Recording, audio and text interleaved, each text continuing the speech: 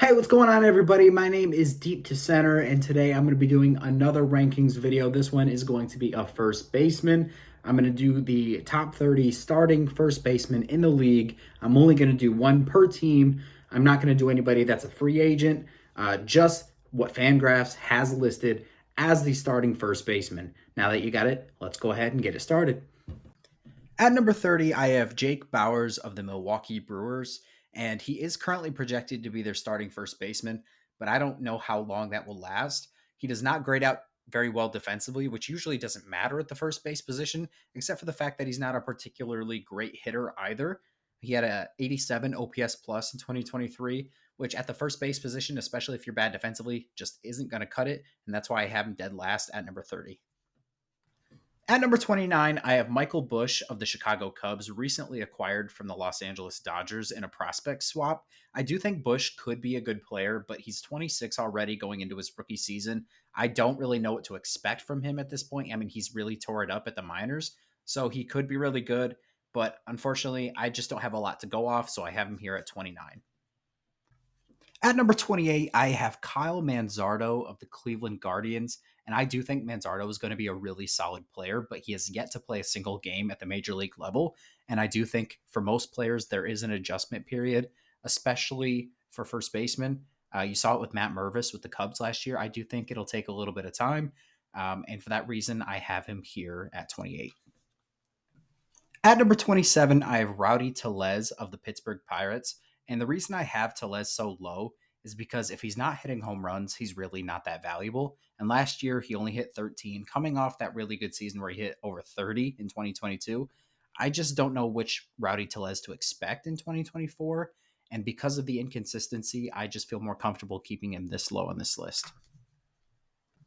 At number 26, I have Joey Meneses of the Washington Nationals. He is projected to be their first baseman according to Fangraphs right now, but he also could be their DH because he's not particularly great defensively. Offensively, he was about league average as a hitter last year, which at the first base position just really isn't going to cut it. He hits about 14 home runs, I think, the last two seasons, so he's solid. He's just not particularly great. At number 25, I have Nolan Shanwell of the Los Angeles Angels. And I'm really impressed by this kid. I mean, to get to the MLB the same year that you were drafted and actually produce, like it was a small sample size, but he was an above average hitter during that time. We'll see if he can sustain that. But the kid must have a ton of confidence. It's really impressive. I look forward to seeing what he can do in 2024.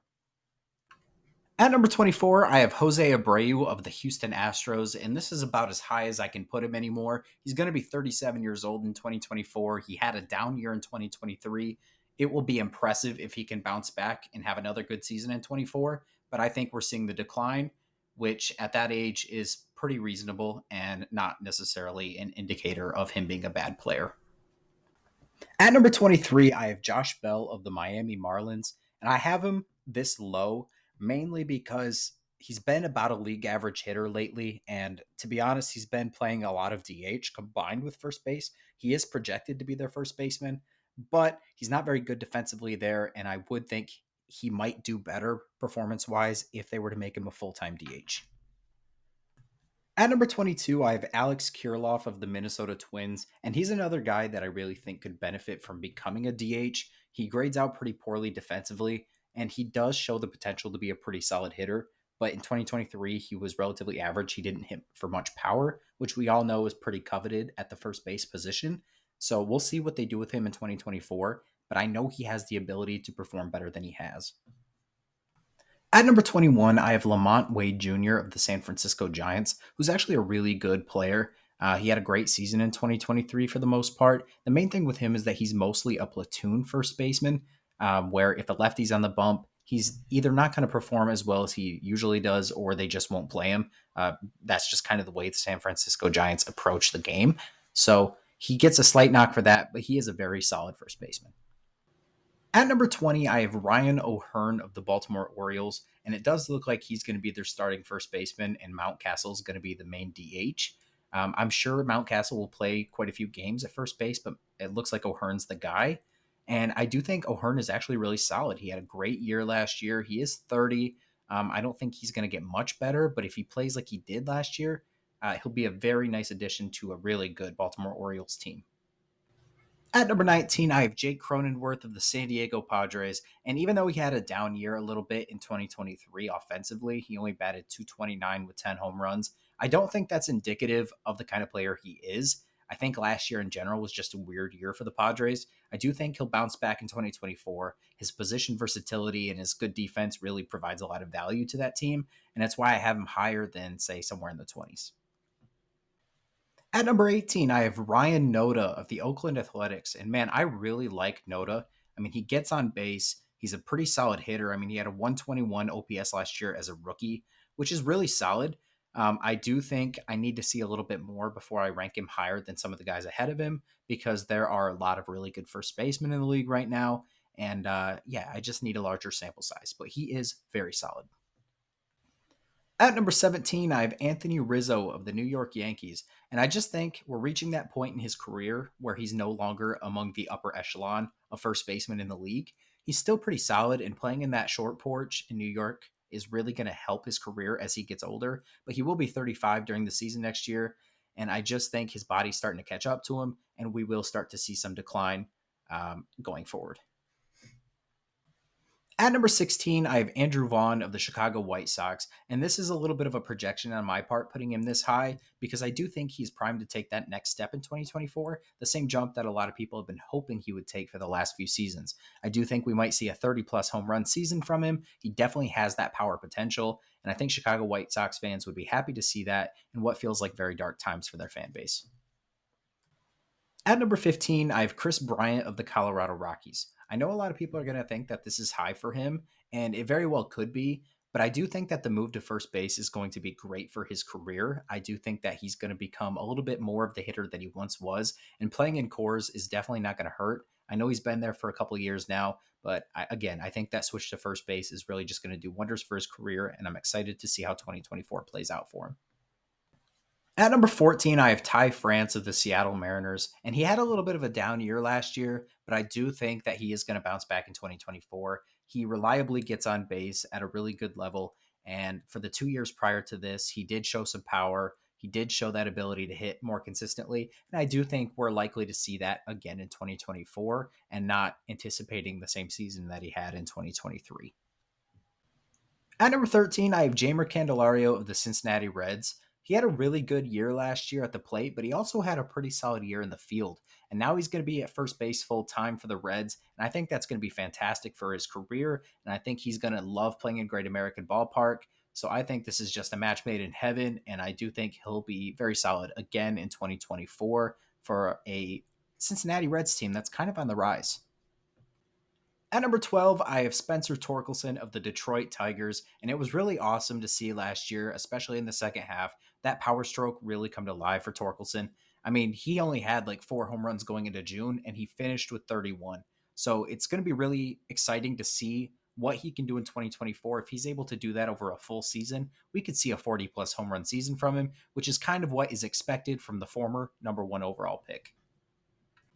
At number 11, I have Nathaniel Lowe of the Texas Rangers, and this really just goes to show how stacked the first base position is because I really like Nathaniel Lowe. He's had every season of his career an OPS plus over 100, 111 last year, 139 the year before. He gets on base. He's just a really reliable first baseman, and I feel bad leaving him out of the top 10. It's just the guys ahead of him have been so good, it's hard to put him any higher. Starting off the top 10, I have Tristan Casas of the Boston Red Sox. What more can you say about this guy? I mean, he is an absolute stud. He gets on base. He is a monstrous human being. He's 6'5", 230 plus pounds, and he just hits ropes. If you look at his baseball savant page, it's all red. He's going to be really good. He's only 24 years old, and the Boston Red Sox should be really happy to have him standing over there at first base in the near future. At number 9, I have Christian Walker of the Arizona Diamondbacks, and I really think Christian Walker is probably the best defensive first baseman in all of baseball. And on top of that, he's hit 30-plus home runs in back-to-back seasons. This year, he batted 258, so he even had a respectable average. I mean, he's just a really good player all around, and it almost feels criminal having him this low. I'm looking at projections here, and I really am excited for the guys that I have ahead of him and what they can do in 2024. At number 8, I have Vinny Pasquantino of the Kansas City Royals, and I really think that Vinny is primed for a monster season in 2024. He was injured for most of 2023. He didn't play a full season in 2022, but man, he gets on base at an elite level. He has an incredible eye at the plate, and he's a monstrous human being. So you know the power is going to show up. I'm excited to see what his season looks like in 2024, but also scared as a Tigers fan. At number 7, I have Vladimir Guerrero Jr. of the Toronto Blue Jays. And if you've also been wondering, similar to me, if he's going to hit 40 home runs again in a season, I think that the answer is yes, and I think it's going to be in 2024. I think we're going to see another monster season from Vladdy, and he'll make his 4th straight All-Star game. He is just ridiculously talented, and I think we'll see it again in 2024. And Blue Jays could be sneaky terrifying team to watch. At number 6, I have Paul Goldschmidt of the St. Louis Cardinals. And I keep wondering when Paul Goldschmidt's going to hit that point where he starts to decline, but I really just don't know when that's coming or if it's coming anytime soon. He is 36 years old, but the guy is just an Iron Man and he just hits. So I expect another great season in 2024, maybe even again in 2025. Who knows? But the guy is just really talented, and I'm sure he will continue to be so for a little while. At number 5, I have Pete Alonso of the New York Mets. And the guy is simply put the best power hitter in the game, not named Aaron Judge right now. I mean, he's had back-to-back seasons with over 40 home runs. He's probably going to do it again in 2024. He's just an absolute monster. He'll probably be in the home run derby again, and I wouldn't be surprised if he wins another one. He's just such a powerhouse, and he's so much fun to watch. At number 4, I have Yandy Diaz of the Tampa Bay Rays. And this guy is just ridiculous. I mean, last year he had a 932 OPS. He batted 330 with a 410 on base. He only hit 22 home runs, which isn't a crazy amount or anything for a first baseman, but he's just so good and so reliable. And he's definitely one of the top first basemen in all of baseball right now. At number 3, I have Bryce Harper of the Philadelphia Phillies. And what more can I say about Bryce Harper that hasn't already been said? He's a 2-time MVP. He's going to walk right into the Hall of Fame, likely a first ballot guy.